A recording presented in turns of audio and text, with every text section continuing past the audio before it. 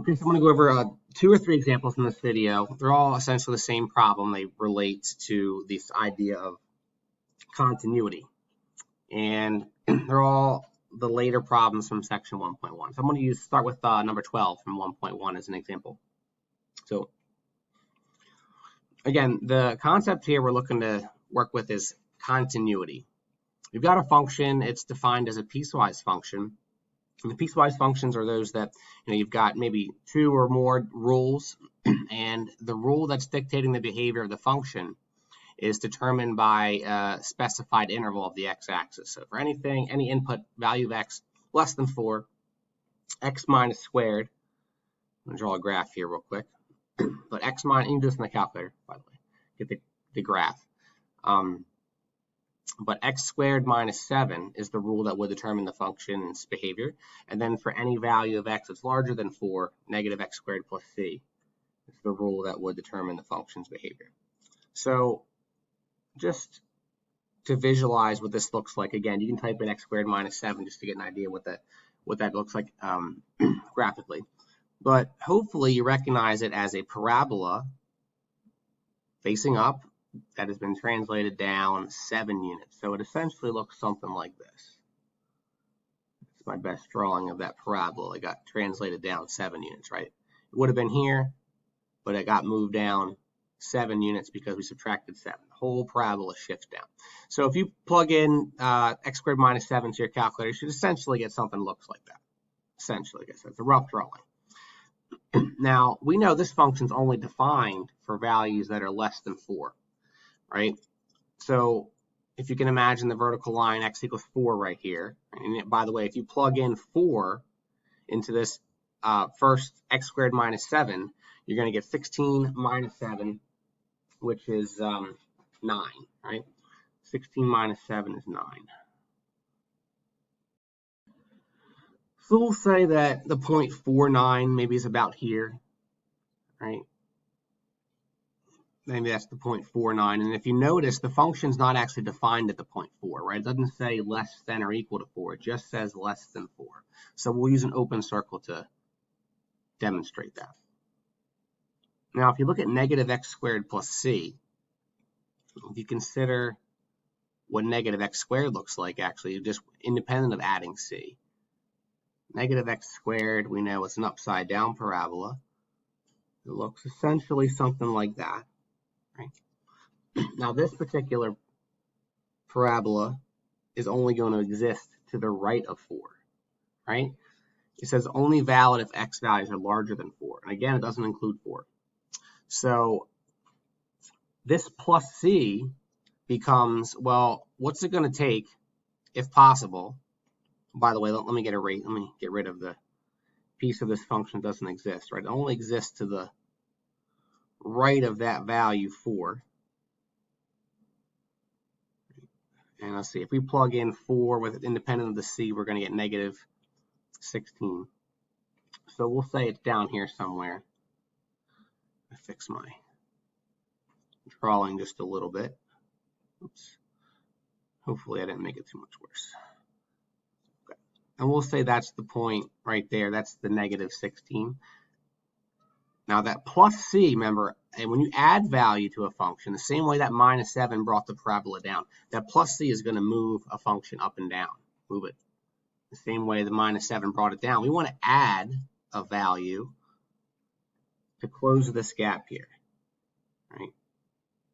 Because if we added, let's say we could figure it out. We'll do that in a second. But if we know how big c needs to be, right? We'll translate this whole piece up, and ideally, it'll pick up exactly where the other function left off, right? Because if the limit's going to exist, it needs to be continuous. It needs to not have a discontinuity, right? There's a jump here. The left side limit and the right side limit are very obviously different when we look at the graph this way. If we were to close the gap, well, now we can at least define the limit from the left and from the right. Right? Now, there's still another issue with this function, but that has nothing to do with has more to do with the fact that we don't have the value of 4 included at all. But finding c would be a matter of figuring out how big or how much of a vertical translation do I need to bring this parabola up? So let me show you what it looks like algebraically. Right? We kind of did this a little bit already when creating the graph. If we go for the left-hand limit for this function, all right, we know we're approaching 4 from the left, so we would use the top rule. Any value of 4 from the left is going to be smaller than 4. And if you notice, you can just plug it in and get a value. So if you plug in 4 here, you get the 16 minus 7, which we said was 9. So that's the left-hand limit. That's this value up here. Right. The right-hand limit, if we approach 4 from the positive side, is going to be a value larger than 4, which would have us use this rule. And if we plug in 4 here, we're going to get the negative 16, but we also have a plus c. So the left-hand limit we see going to 9. If we want this limit to exist, we're going to need the right-hand limit to also be 9. So geometrically, again, it's a matter of translating it up, which is a matter of adding some value to the end of the function.